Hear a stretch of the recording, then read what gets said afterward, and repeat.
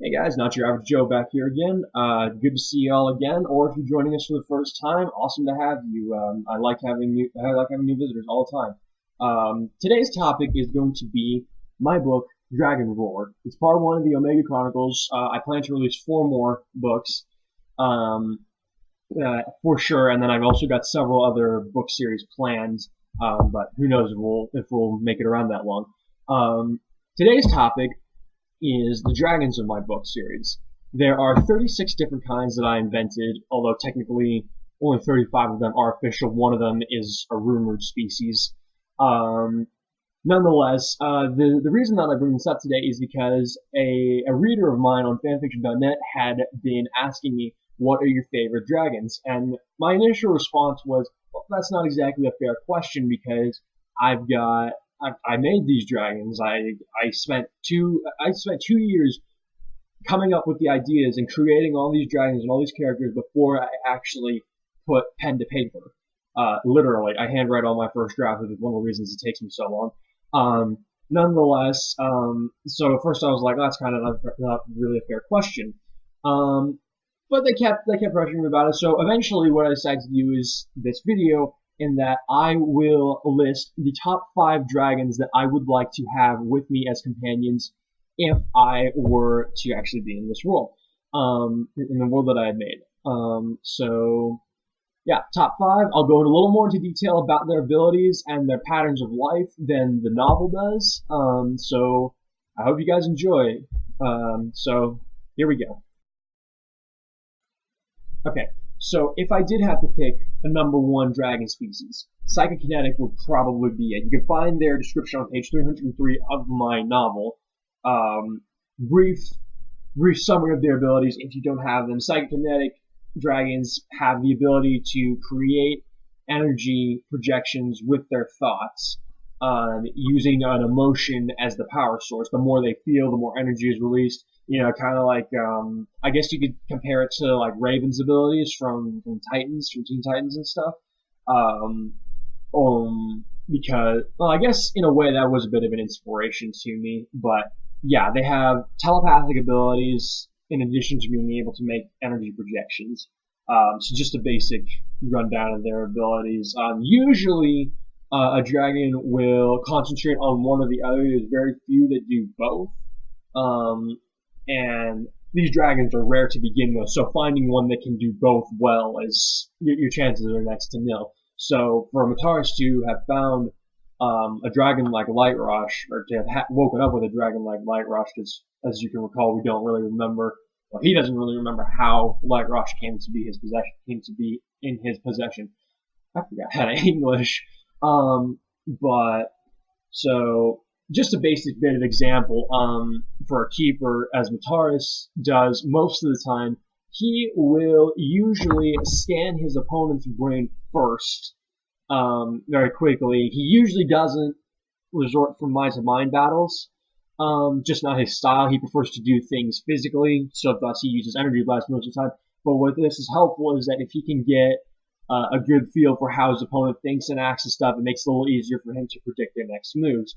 Um, so, but let's say in the case of a dragon that only does mind battles, what they will do is they'll get inside their opponent's head and they can like bring up memories that are frightening to that person or emotionally crippling or whatever in order to incapacitate them, to a point where they can either knock them out or they can move them for a closing up for a physical finish. Um, and then there are those that are more like Mataris who prefer to use their feelings to create energy projectiles, just energy blasts, or if you like, some of them have even gone on to use a style kind of like, I'll say it's kind of like Maker Magic from Fairy Tail, for lack of any better terms. If they can see it and they have enough emotion to power this image, then they can create it. So you can have a dragon making a hammer out of raw energy and just dropping it on the skulls of their opponents. Um, Basic idea of how they use their abilities in combat. One of the reasons this is my favorite is Mataris is based off of me, and Light Rush is a psychokinetic dragon. That's his companion. That's his soul-bonded partner. So of course I'm going to have a bias towards these kinds of dragons, I guess. But another thing is that their abilities are just very diverse. Like, the idea is simple enough, see something, you can make it. See inside someone's head, you can mess with stuff in there. It's a simple idea, but the possibilities with this ability is almost unlimited. It's basically as far as your imagination can take you. So I guess as an author, that would be why I'm partial to that, because being able to bring my thoughts to being able to give shape to my thoughts would be pretty cool.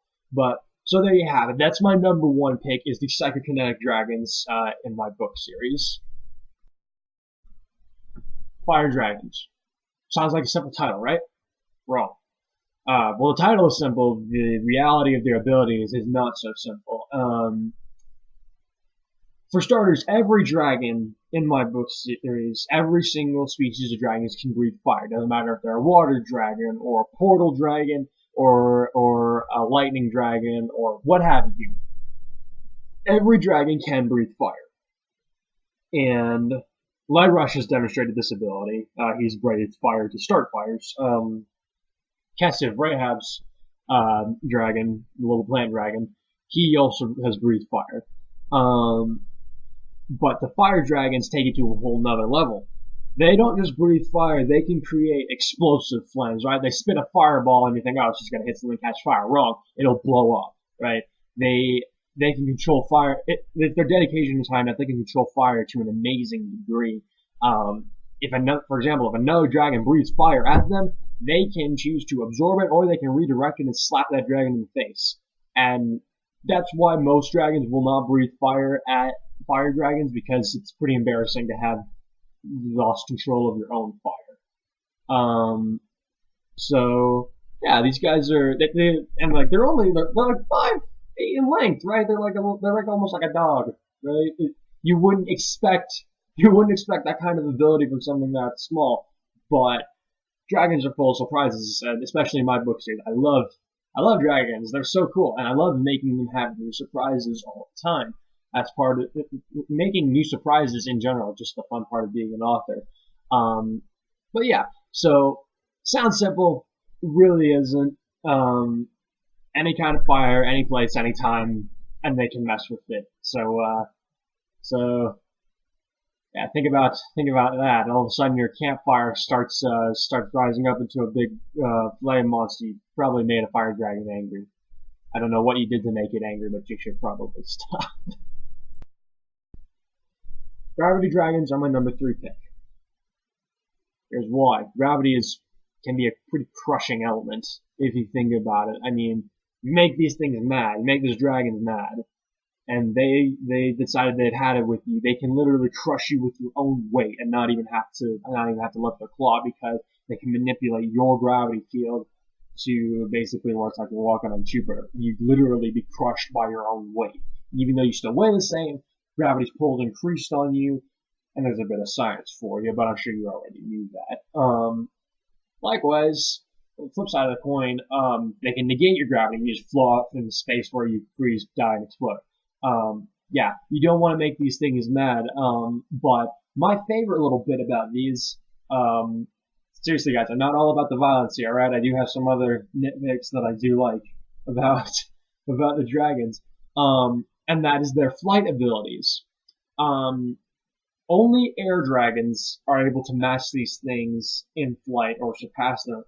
And in any case, what's so cool about it is because their dragon keepers can fly without their dragons, because they can negate their own gravity field and then shift it. So let's say that like I negate my gravity, I start floating up, but then I can use my abilities to pull myself forward by giving something else an increased gravity mass. It'll start attracting me towards it. It's a little bit complicated, but essentially, dragon keepers and dragons, even if they've lost their wings or their wings are damaged, they can fly with this ability. They don't need their wings anymore, which is incredible, because I think that, well, this, at least in this culture anyways, is that a dragon that can't fly is a very shamed dragon. I mean, the wings is one of the most prized possessions. You slice the wings of a dragon and make it so that it can't fly ever again. That thing is going to spend the rest of its days in shameful isolation. Because dragons fancy themselves the rulers of the sky. And if you can't even reach the place that you rule, what kind of a ruler are you? So these dragons basically, in some ways, are the masters of the sky, even more than air dragons, because no matter what happens, they will never lose their ability to reach the sky, reach the place that they love to be in. So for me, that's why I pick gravity dragons as part of my top five. My fourth pick is the portal dragon species. Like, that seems like kind of an odd pick. You've mostly been going with worldly elemental stuff so far. Well, here's the reason, and it's probably not what you're expecting, is because of their anatomy. And you're probably thinking at this point, like, did I miss something? Do they have like an extra tail or something that sets them apart from other dragon species? No, it's the color of their scales. Weird as that sounds. Here's a little bit of dragon science for you, at least in my books. When a dragon's scales are pale, or cracked, or falling off even, it means they're either old or they're very sick. Portal dragons are always a pale purple color, a pale lavender color specifically. This gives off the impression to other creatures and even some stupid dragon hunters that they are perpetually ill, or if they just haven't seen them before, that they're just ill in this instance. Which works extremely in advantage of a portal dragon, especially if it's hunting, because when the hunter starts moving in for the kill towards that dragon, all of a sudden that dragon is just going to disappear. These dragons have the abilities to teleport themselves anywhere that they've seen in their memories, basically. However, there are also other factors, like an infant dragon can only teleport a few yards, let's say, like 10 yards. Let's just start out for a standard infant portal dragon. However, an adult could teleport across the span of Colorado, probably, in one go. It takes about 20 years for them to reach that point of power, even though they're finished growing. Dragons finish growing physically at about the age of 1, and that's also when most dragons reach the peak of their power, which continues for several decades. However, they can continue to hone their talents. And it takes about 20 years for an adult dragon to reach that skill level if they keep working at it.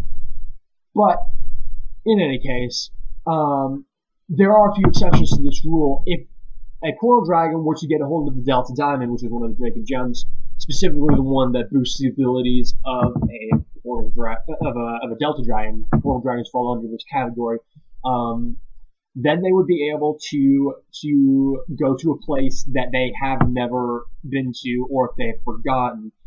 However, they would need to see a very good image of this place, or they would have to see it in somebody else's memories. And the only way to do that is like a psychokinetic dragon transferring their memories into this portal dragon, or somebody else's memories into the portal dragon. But so yeah, that's why I picked the portal dragons, because their appearances are unique in terms of dragons, albeit in a strange way, I'll admit.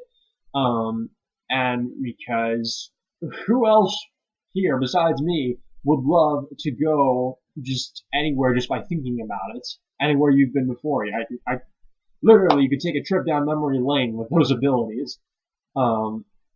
But yeah, that's my fourth pick of top 5 dragons. The final dragon that I'm going to talk about today is the Strength Dragon. Yeah. Yep. Hulk smash status, basically. That's what these dragons can do.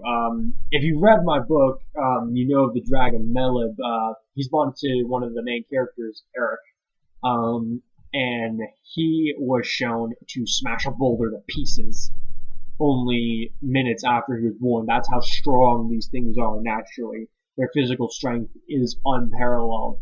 I mean, if a Sigma dragon went to a physical combat with these things, they would still lose, because these things are much stronger than any. They're much physically stronger than any other dragon species. There's no question about it.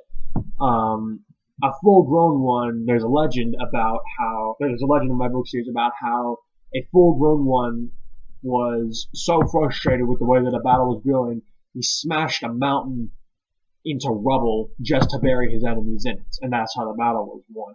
So definitely not a dragon species that you want to make angry. Eric was very lucky to get such a dragon species.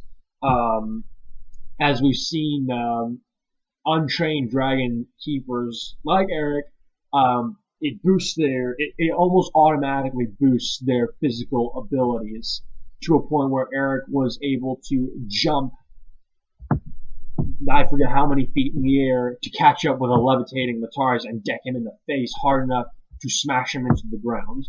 Um, so basically, and here's the interesting thing about these dragons in specific. Although this does generally apply to Epsilon dragons, sort of, whatever physical enhancement an Epsilon dragon is giving a person or even another dragon is dependent upon what's already there. Eric is already a muscular specimen, which means that he's going to be a lot stronger than, let's say, if Mataris. Mataris is skinnier than Eric is. Just a bit of backstory here. So if Mataris had somehow gained access to Epsilon abilities, he would still be at a disadvantage to Eric, because basically what Epsilon dragons do is they amplify your already existing abilities. So Eric, somebody who's already pretty strong by regular standards, he's gonna be a powerhouse, for lack of a better term. Um, so yeah, basically these dragons can grant you Superman strength, and who wouldn't want Superman strength or Hulk strength even? Um, but yeah, so it's kind of simple, but that's another one of my top five, and that's actually it for today. I realized that's all five dragons that I was going to cover. So that's it for now. If you like the video, please be sure to subscribe, tell your friends about it. I'm going to put this up on my Facebook page. I'll put a link to said Facebook page in the description of this video. I hope you have a great day, and I hope you enjoyed learning a little bit about the dragons that I ranked as top 5. Have a good day, and God bless.